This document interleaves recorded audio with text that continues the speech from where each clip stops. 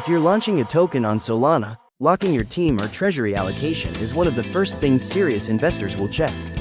This is StakePoint, a non-custodial token locker on Solana. Your tokens go into a smart contract vault. Nobody can touch them until the unlock date, not even you.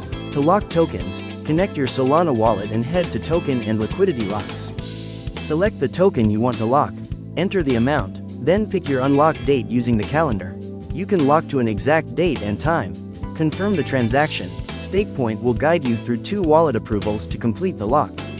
That's it. Every lock gets its own public verification page. Share the link with your community or investors.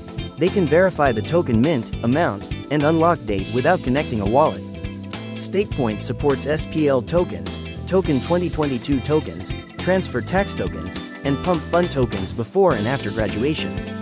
Lock your tokens at StakePoint.app.